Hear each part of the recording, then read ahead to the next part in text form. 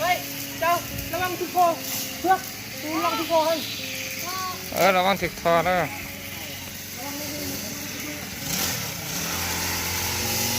ทำไปร่วมกัน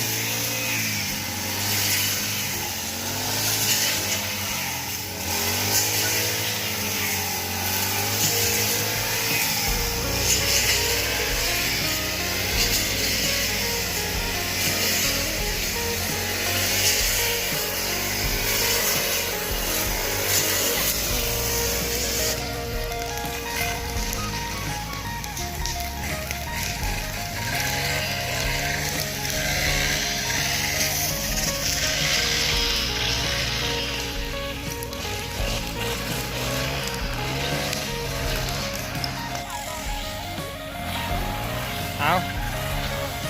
โอ้ใส่เต็มร้ายเนาะเอาห้ามกันช่วยกันเด้อช่วยกันไหม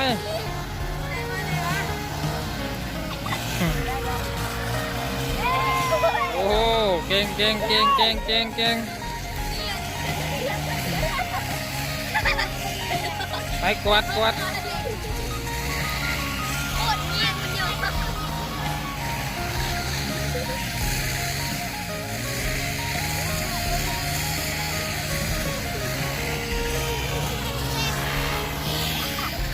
ไปฮุบมากองไว้แล้วเพียงอาม่าแล้วก็ฮุบใส่เลยโลด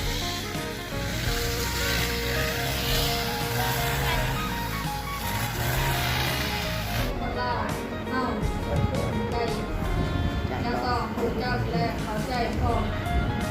ถ้าการอนุรักษ์รักษาและเติมเพื่อบอกให้สิ่งงานที่เดือดการกอง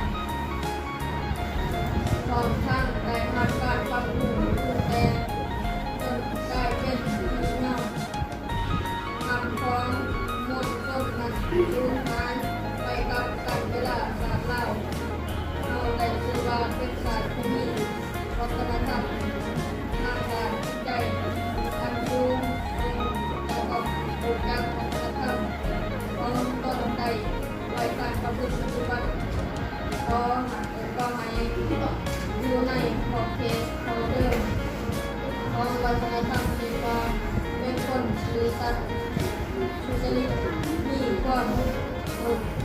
ลือกอารีต่อเพื่อนมนุษย์ด้วยกันเพื่อนยังได้ประกาศในขณะที่พักและรัฐร่วมเอาใจใส่สีน้ำให้ประชาชนเราบรรดาเขาเป็นผู้อนุรักษ์รักษาวัฒนธรรมอยู่จริงจังนั้นอาจยังมีคนคือเขาอยากปฏิบัติการเขานั้นมักจะบอกว่าเรื่องของประเพณีนั้นเป็นสิ่งที่เก่าแก่แต่สมัยปัญหาที่เราจะเห็นอย่างประจักษ์การในกลุ่มคนวัยรุ่นเป็นประพฤติตนในทางส่งเสียการลงคือแบบเศร้าต่างๆหลอกจากปาใจพอไปพอสุภาพอ่อนโยนทั้งนี้ความสงบนอบน้อมก็ถึงลงทุกที่บางครั้งก็เกิดมีในกลุ่มคนที่เป็นคนครอบครัวเองเป็นให้เกิดมีแนวคิดจิตใจกับแขกต่างคนต่างเป็นธุรกิจเขาคือว่าต่อสู้ในคำคือที่สำคัญต่อสู้ปัจจุบันคือคำเป็นชื่อช่วยสร้างในฐานะองค์กรเป็นอยู่ในช่วงสังคมนะเป็นมีการแข่งขันความเองเพื่อต่อวิธีการใดก็คือการว่าขอบข้อโดยเรากำหนดคนจิตใจคนอื่นเรากำหนดจนบุญคุณเถิด